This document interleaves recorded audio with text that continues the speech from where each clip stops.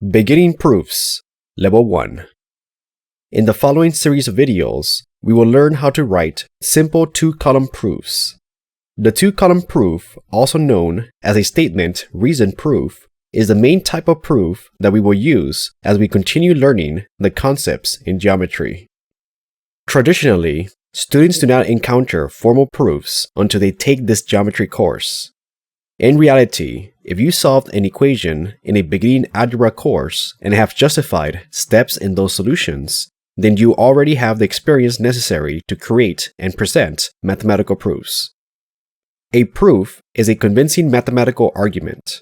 This means that any person who understands the terminology, accepts the definitions and premises of the mathematics involved, and thinks in a logically correct fashion cannot deny the validity of the conclusions drawn.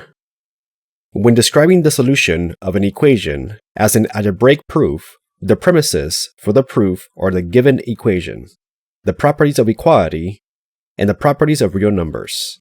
These premises may be used as justifications for each step in the solution of an equation. The process is analogous to the process used when writing geometric proofs. An algebraic proof uses algebraic properties of equality. Recall from your beginning algebra course that the properties of equality include the addition property of equality, subtraction property of equality, multiplication property of equality, division property of equality, reflexive property of equality, symmetric property of equality, transitive property of equality, and substitution property of equality. An algebraic proof also uses the distributive property. An important part of writing a proof involves the justification of every step. For example, say that we want to solve the following equation, and we are asked to prove it. We start our two-column proof by writing the equation on the left column as follows. We will write all our statements on the left column, creating a new line for each statement. On the right column, we will write out our reasons or justifications of the statements from the left column. Each statement must be numbered and correspond to a reason, which has the same number as a statement in the left column. Each numbered statement and reason must originate on the same line. Usually, the first statements in a proof will be given to you. In this case, we are given this equation, so the justification or reason for this statement will be given equation. Next, we proceed in solving the equation. So we first apply the distributive property and distribute 2 into each term. We then write the reason or justification for this step. In this case, we write distributive property, since we applied the distributive property to obtain the new statement. Next, we subtract 2 from both sides of the equation and simplify. Now, this is where many students make a very common mistake. Many students would write subtracted 2 from both sides as a reason or justification. This would be an incorrect reason. The correct reason needs to make use of the properties of equality. In this case, we use the subtraction property of equality. The justification for each step is not simply a description of the operation, but rather a general mathematical principle. So make sure you use a mathematical principle as a justification. The last step is to divide both sides of the equation by 6. Doing that, we obtain x equals 5. For our justification, we write division property of equality and not divide by 6. Like algebra, geometry also uses numbers, variables, and operations. For example, segment lengths and angle measures are numbers, so you can use these same properties of equality to write algebraic proofs in geometry. We will begin to formalize the study of geometry by going over very basic proofs and then add subsequent layers of complexity as we continue with our studies of geometry. The geometry concepts presented in these videos are largely based on the ideas set forth more than 2,000 years ago by the Greek mathematician Euclid. His series of books, Elements, is the first known work in which a logical, deductive system of reasoning is used as a means of unifying all mathematical knowledge. In that spirit, geometric proofs will help us learn how to build a logically coherent system of facts by using deductive reasoning. Geometry is based on an axiomatic system. A modern axiomatic system begins with a small set of undefined terms and builds through the addition of definitions and postulates to the point where many rich mathematical theorems can be proved. In an axiomatic system, we agree to leave some terms undefined and then build definitions of other terms and postulates from those undefined terms. Undefined terms can be described, but cannot be given precise definitions using simple known terms. Three undefined terms in geometry are point, line, and plane. Recall that a point is a circular dot that is shrunk until it has no size. A line is formed by an infinite number of points. It also has an infinite length, so we denote this idea by using arrowheads. Also, a line has no thickness. A plane is a sheet of paper formed by an infinite number of points with no thickness and extending infinitely in all directions. Although a plane has no edges, we usually picture a plane by drawing a four-sided figure. We often label a plane with a capital letter. These descriptions provide a way for us to visualize points, lines, and planes, but they are not definitions. We define space to be the set of all points. Any collection of points is called a geometric figure. In particular, lines and planes are composed of points and hence are geometric figures. Postulates are statements that we assume to be true. Postulates state relationships among defined and undefined terms. The purpose of stating postulates is to establish some first principles upon which the subject of geometry is based. After introducing postulates and some definitions, we may deduce new results. Results that we deduce from undefined terms, definitions, postulates, or results that follow from them are commonly called theorems. A theorem is a mathematical statement that can be proved. Geometric proofs provide the logical structure that supports an increasingly complex and powerful set of theorems. In a general geometric proof, the premises are definitions, postulates, properties, and previously proven theorems.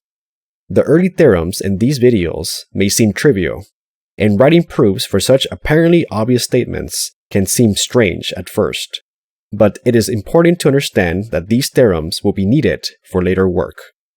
The goal of this and subsequent videos is to provide an opportunity so you can become familiar with the key elements of a proof. These proofs will become more complex as we continue with our studies of geometry. When writing a geometric proof, you use deductive reasoning to create a chain of logical steps that move from the hypothesis to the conclusion of the conjecture you are proving. By proving that the conclusion is true, you have proven that the original conjecture is true. When writing a proof, it is important to justify each logical step with a reason.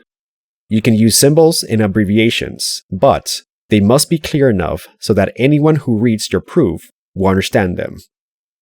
A geometric proof begins with given and proof statements, which restate the hypothesis and conclusion of the conjecture respectively. In a two-column proof, you list the steps of the proof in the left column. You then write the matching reason for each step in the right column.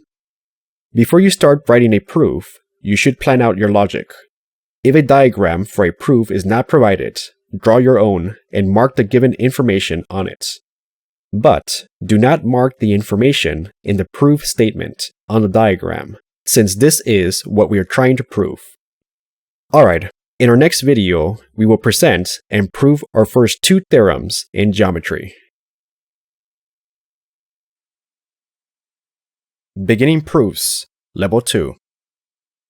In the previous video, we introduced the basic elements of a geometric proof. In this video, we will present and prove our first two theorems in geometry. Keep in mind that your class or textbook might use a different numbering system than the one used in these videos when referring to theorems in geometry. Whenever possible, certain theorems will have a name associated with them. Okay, let's take a look and prove our first theorem. Theorem 1, right angles theorem. If two angles are right angles, then they are congruent. We start the two-column proof by writing down the conjecture to be proven. In this case, if two angles are right angles, then they are congruent. Next, we draw a diagram to illustrate the hypothesis. The hypothesis is a statement that begins with the word if. In this case, if two angles are right angles. This statement also represents the given information of our proof. So let's draw two angles and call them angle A and angle B. Let's also mark them as right angles, since this is also given information. Next, we state the conclusion of the conjecture. The conclusion will usually be the statement followed by the word then. In this case, it is, then they are congruent. We are essentially trying to prove this statement. Using our diagram, we translate this statement by writing angle A is congruent to angle B. Now that we have the diagram, the given information, and what we are trying to prove, we can now proceed with the planning part to prove this theorem. Similar to an algebraic proof, we usually start with the given information. In this case, we are given that angle A is a right angle. The reason for this first statement is simply that it is given. Next, we write that the measure of angle A is equal to 90 degrees. The reason for this statement is because of the definition of right angles. In this case, if an angle is a right angle, then its measure is 90 degrees. Next, we write angle B is a right angle, and the reason for this statement is that it is also given. We then write the measure of angle B is equal to 90 degrees. The reason for this statement is once again because of the definition of right angles. So we can either write the reason from line 2 or just write same as line 2. The final statement would be angle A is congruent to angle B. The reason for this statement is because of the definition of congruent angles. If two angles have the same measure, then they are congruent. Notice that we established the fact that angle A and angle B both measure 90 degrees in line 2 and line 4. With this last reason, we officially end the proof. The proof process can be broken down into 5 steps. In the first step, we write the conjecture to be proven. This step is usually written for you in the form of a theorem that you need to prove. But in the event that it is not provided to you, you will need to write it down. Step 2.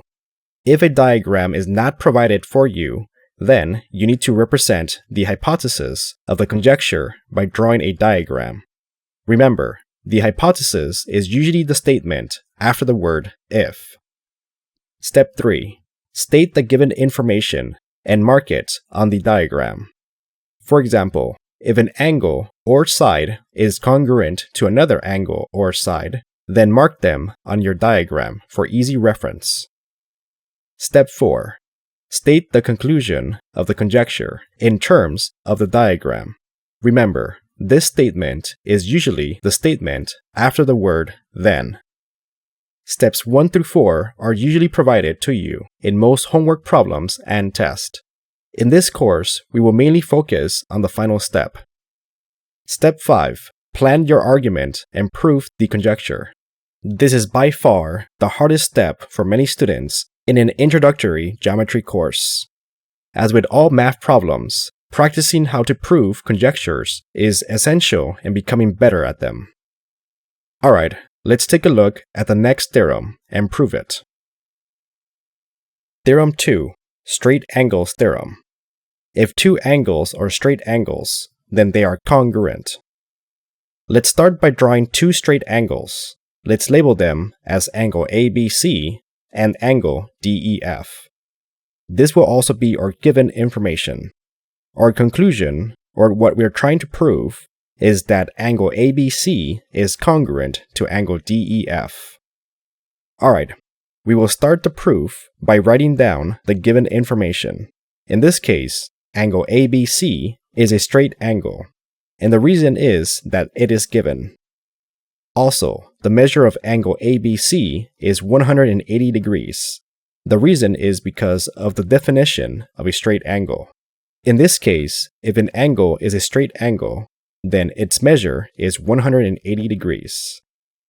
Next, we write angle DEF is a straight angle, and the reason is that it is given.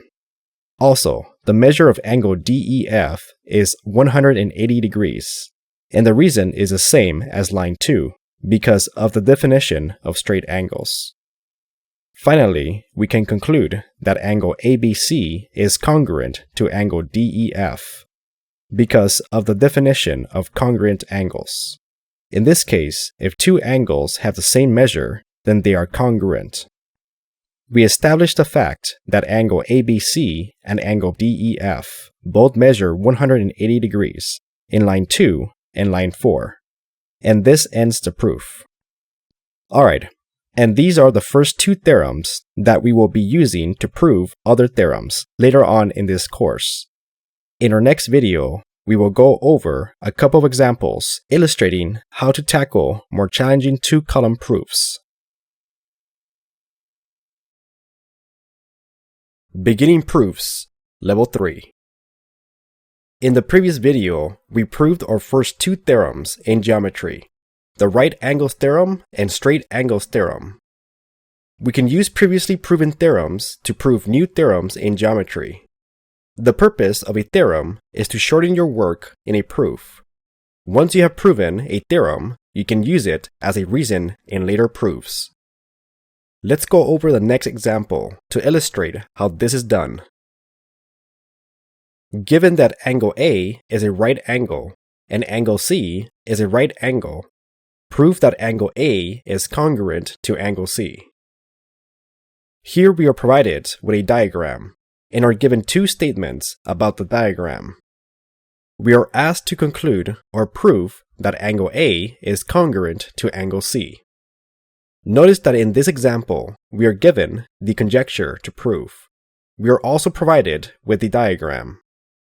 All we need to do now is to mark the given information in the diagram and plan our argument to prove the conjecture. So let's go ahead and mark angle A and angle C as right angles. Next, we will prove the conjecture by using a two-column proof. Let's start with the given information.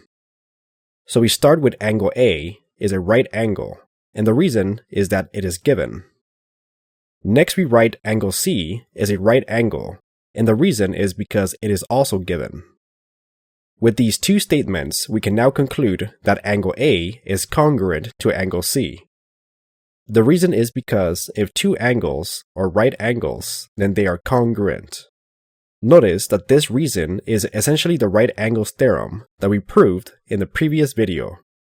So we can essentially say right angles theorem as a reason, but you should not use this shortcut until you have practiced various proofs, since taking shortcuts will make it harder for you to learn the concepts of geometry.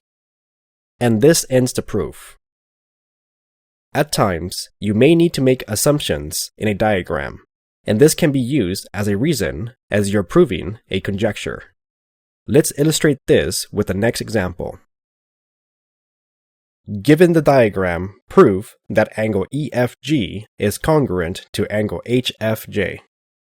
In this problem, we are provided with a diagram and are asked to prove that two particular angles are congruent. Since we are provided with a diagram and no other statement is given, we start our proof by writing diagram as shown, and the reason is because it was given. Next, we need to make an assumption about the diagram. Recall from the previous video series that if 3 points are collinear, then we can assume that they form a straight angle. So the next statement we will make is that angle EFG is a straight angle. The reason is because it is assumed from the diagram. In the same manner, angle HFJ is also a straight angle because it is assumed from the diagram. Finally, having established that fact, we can conclude that angle EFG is congruent to angle HFJ, because if two angles are straight angles, then they are congruent. This is the straight angles theorem that we proved in the previous video.